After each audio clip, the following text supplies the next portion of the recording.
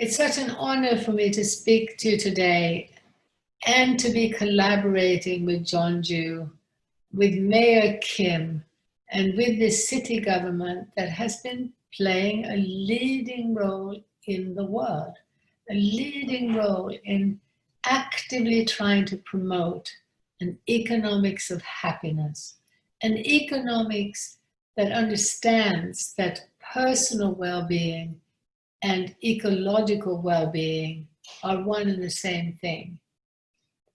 I wish I could be with you in person, but at least I'm glad to be able to join you on the screen like this.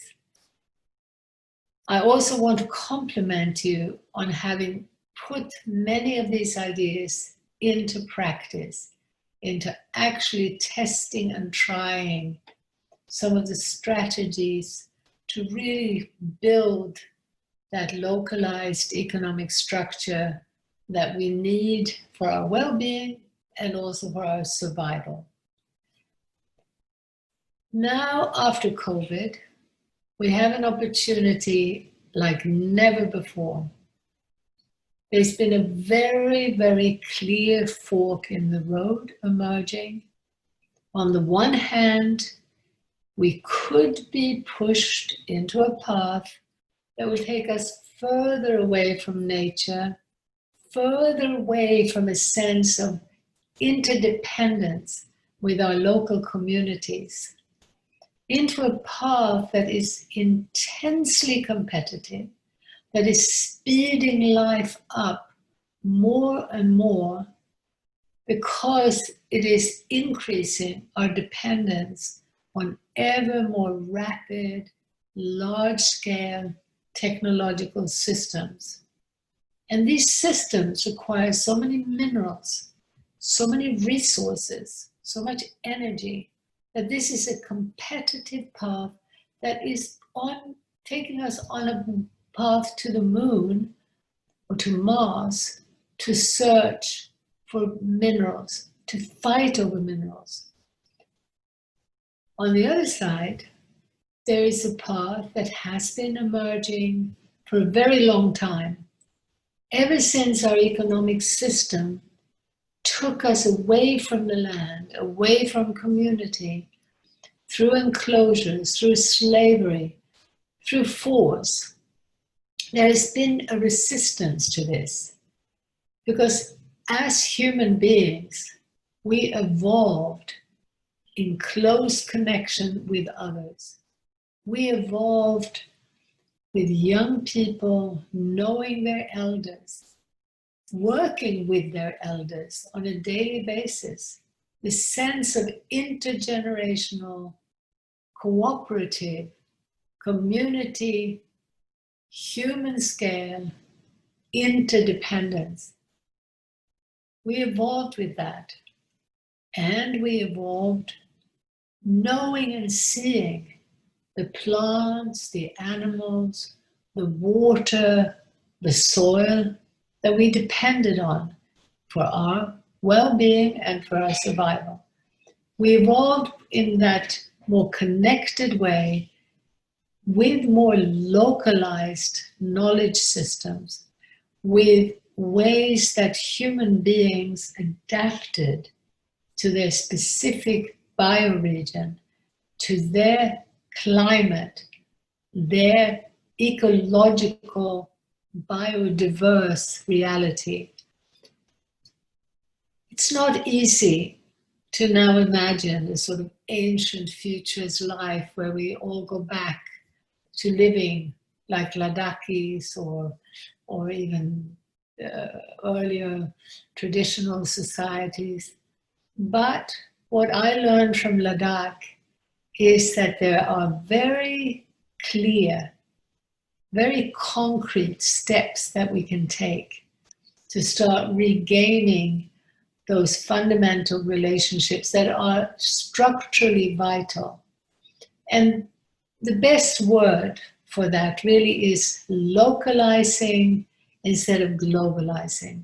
So the fork in the road is systemically about whether we allow global corporations and banks a global interlinked market from, if we allow that global market to pull us into even greater dependence on anonymous, far away structures that don't know our names, that don't speak our language, that really have no knowledge about us, when we allow those forces and that financial casino to shape our lives, to shape the price of everything we buy in the shop, the price of everything we need, or whether we now start taking more active steps towards shortening the distances, towards localizing, towards using the strategies that have existed for millions of people until very recently, the ways of living where people were more interdependent with one another and with their own local resources. And learning from the new strategies that have been developed in the new economy movement, especially in the localization movement. Michael will be talking about finance. He's the expert in the world. And you'll be learning also from Preston, one of the prime examples of what happens when a city government actually starts taking action along the lines of what Jeonju has been doing. So there's so much happening out there that we can learn from. And first of all, I just want to say that the pattern that emerges when you do look more globally, it's a general pattern. So it sounds a bit maybe too general, but it's precisely the general nature of this that gives me so much hope. Because we've been working in more than a dozen countries and in touch with about 50 language groups, we feel so privileged that every day we get as much good news in our inbox as we get news of the disastrous effect of going down the competitive globalizing path. When I look at that general picture and I speak to colleagues and friends in Japan, in the United States, in Brazil, in France, in Germany, in Korea, in South Korea, what I'm seeing is that COVID helped to dramatically strengthen a move towards localizing. The two areas where it's been particularly clear are, number one, the local food movement that has already been growing very rapidly around the world was dramatically strengthened by COVID. All kinds of people in cities, in the countryside, turned towards the local producers. They treasured their farmers' markets. The farmers' markets did well because they relied on local labor. And as one farmer told me recently here in Australia, they didn't have a problem doubling their production because the workers who already knew the farm, had the knowledge, were willing to work twice as hard for the farmer whom they knew well. They were getting well paid and they knew how important the work was that they were doing. In the meanwhile, in the mainstream system, in England, they were having huge problems because they wanted to fly in migrants to pick crops at various times. And this was becoming difficult during COVID. And in many countries, the supermarket shelves were empty from time to time, whereas the local suppliers remained constant and reliable. There were many local restaurants that suddenly turned into food hubs that became centers for helping to deliver and food to the consumer, linking up with producers. There were numerous creative and very, very clear increases in these creative structures. Now, it's important that we realize that this local food movement has been growing for very, it's been growing for the last 30 years, and it's still not visible enough in the global media. It's not visible in academia because it is a threat to the dominant global players that are continuing to fly food back and forth across the world, leading to countries importing and exporting the same product, leading to crazy things like bottled water. 20 tons of bottled water is flown to the UK, 20 tons of bottled water flown from the UK to Australia, from Australia to UK, from UK to Australia. So these crazy examples of insane trade are also increasing. And this is why we need to be so aware of this fork in the road. We need to be informed. To be informed of both of these paths, we actually have to actively look for the information, because the information about insane trade is not readily available.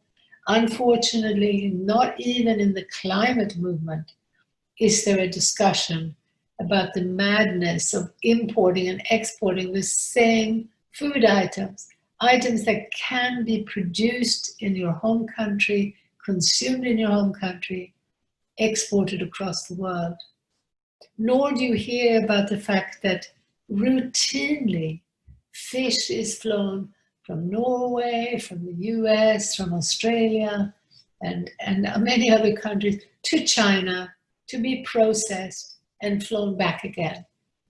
This is happening on a daily basis. I don't know how much of it stopped during COVID, but I'm afraid that there might have been a lot more of that happening than we realize. In any case, it must be stopped. It is criminally wasteful of energy. It is criminally contributing to CO2 emissions. And it is not only because of the transport, which is bad enough, but it's also because that large-scale system that is flying food back and forth is one that imposes monoculture on the land. And monoculture is deadly. In what I'm calling the 3 Fs, in farming, fishery, and forestry, we must diversify. The efficiency of scale for the 3 Fs is the smaller, the better. The more diversified, the better. Obviously not to a ludicrous extreme, but in contrast to the enormous damage and the path that is still actively promoted by our governments and by big business, we're talking about a path towards monocultures on a larger and larger scale that systematically destroy life. It's been killing the soil. It's been killing what's being called the biome. And the link between that biome in the soil and the biome in our gut for our health is now being recognized as much scientific evidence for the vital importance of maintaining the vitality of the soil. So we have no choice. We've got to move towards localizing, away from monoculture, and we need more people on the land. And we need more people helping to deal with everything in the sea, with care, with intelligence. We can't have trawling nets that are so big you could put 13 jumbo jets in them, just taking everything from the sea floor and then throwing half of it back dead. We need smaller fishing boats with more people. We need technologies that don't replace people, but that aid people, whether at sea or on land. In forestry, must move away from monocultures, which are now, in the name of carbon, being imposed on a larger and larger scale, and with incredibly destructive impact.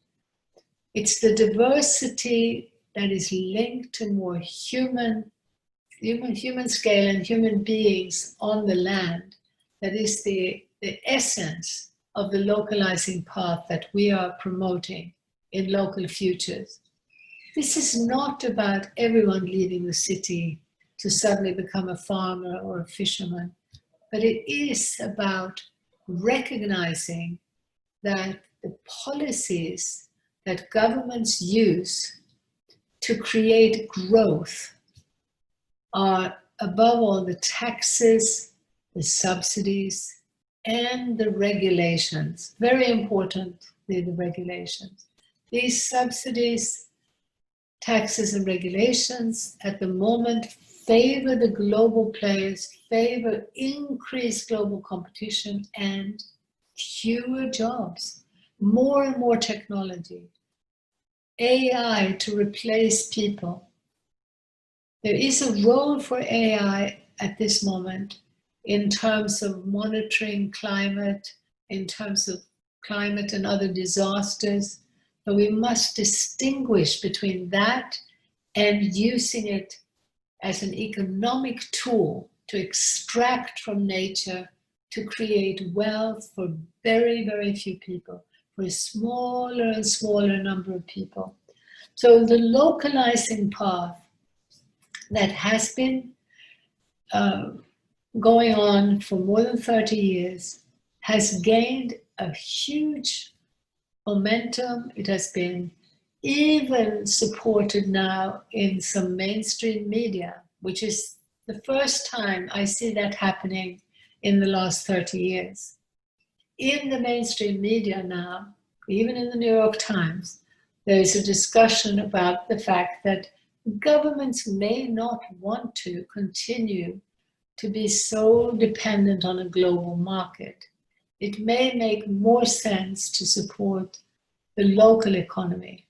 Now, as we move in that direction, we need to be very careful that we don't move in a direction that is a shallow sort of co-optation of local.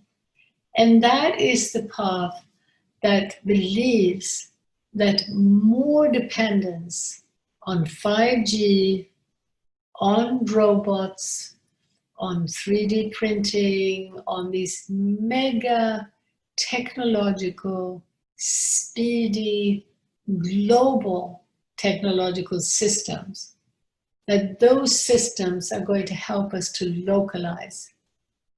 These systems are by their very nature linked to the monoculture on the ground and to the human monoculture that's being imposed on people. So let's be very, very careful to recognize that a central part of the localization movement that could rapidly move us in the right direction is the one that recognizes that we must stop subsidizing and supporting business to use more energy and technology instead of employing people. One of the urgent messages needs to be immediately shift those priorities to look at, in every instance, could people do this task? Could human beings do this task perhaps better than a robot, or than some anonymous person on the other side of the world whom you can talk to when you try to ring your bank or your travel, to get help with travel or to book a hotel. If you can deal with more human scale, human run systems, employing human beings, we'll be moving in the direction we need to go. We need to be looking at, wherever possible, shortening the distances that goods travel. This is not about saying from now on, everyone should only eat local. In most parts of the world, you'd be eating cotton or even petroleum or sugar. So we're talking about a world that has been transformed in the direction of large scale and monoculture and trade for the sake of trade. The basic principle of comparative advantage might have made sense for some places at some times, but the principle was, don't produce a range of things for your own needs. No, specialize for export, and then you can import what you need. We need to rethink some basic assumptions, and one of them is to recognize that this principle, this economic system, came in at the same time as the global slave trade. So there could have been some vested interest in developing this thinking. Now, this means that it's not really a question today of good guys and bad guys. It's not some bunch of evil people sitting in a dark room trying to push bad ideas. These bad ideas go back for many hundreds of years. And in fact, they precede even the modern economy. But we won't go into that now. But so there's been a historical development taking us into this system of more and more separation from our own community, separation from our own land, our own resources. And now is the time to start turning that ship on a larger level. At a grassroots level, people have been moving in the opposite direction for a long time. They're everywhere you look, where people have been herded into the ever bigger cities, into the high-rise living. They develop a thirst for connection to other people. They develop a thirst for caring for the natural world. They develop in every discipline a more natural, a more ecological way of doing things. Whether it's natural medicine, natural farming, eco-theology, eco-psychology, ecological architecture. In every discipline, you will find people saying, wait a minute, this way of doing things, the dominant way, is destroying the very world that we know we depend on, and it's destructive for us. So you see everywhere people turning towards health, towards well-being. How can we make this increase? Now, in Jeonju, I hope that you will benefit from our other speakers and that you will continue with your brave, innovative efforts to implement some of these strategies, to really strengthen the local economy, to learn how you can use the tools of finance, how you can use the funding that local government has. But for me also, very importantly, devote a fair amount of money and effort to educate. We need to rethink basic assumptions, and we need to look at this fork in the road after COVID with great thoroughness and great intelligence, really understanding the patterns that are emerging. So when it comes to understanding that COVID could threaten to take us into a world of internet currencies, a complete dependence on the internet, on these techno systems.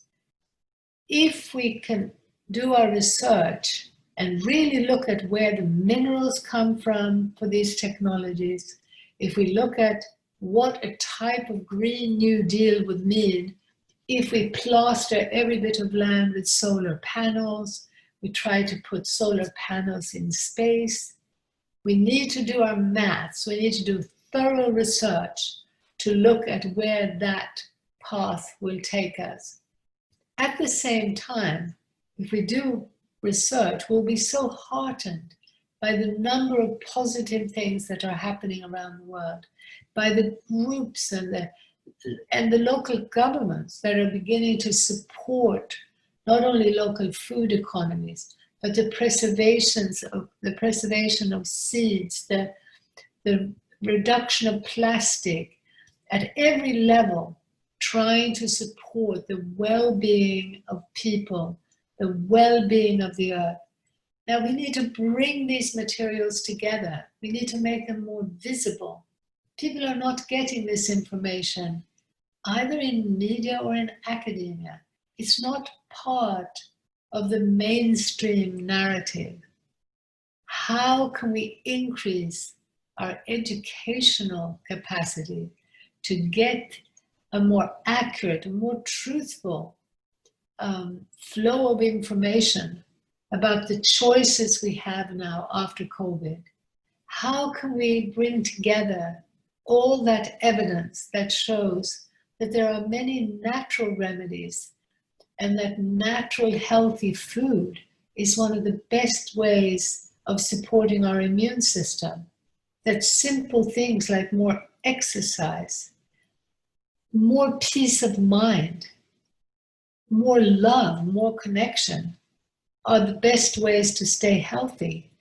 How can we get this out more widely so that more people step away from a diet, from a lifestyle, from the fear and competition that keeps them unhealthy and much more vulnerable to COVID? I do want to say that you should be very proud in South Korea about the way that the crisis was handled, and I hope that these deeper lessons about real health are also spread in South Korea, in addition to the more mainstream measures that were taken to isolate and to contain the epidemic. I also hope that we will continue to collaborate for many years to come. Although my greatest hope of all is that these types of educational efforts are not going to be so necessary in the future. Once a certain critical mass of people wake up, then we'll be focusing much more on the action, on the implementation. But for now, I want to say that big picture activism is for me the most important activism. And that's the activism that spells out the difference between being dependent on a global techno-economic system versus being dependent on Gaia, on the living earth, on the soil, on the earthworms, on the viruses and the bacteria in the soil, the healthy viruses. That living, biodiverse, that breathing Mother Nature, that is our real home and that is our real economy. And let's do everything we can to support our mother's health and our own health, and with it, our own happiness. Thank you very much.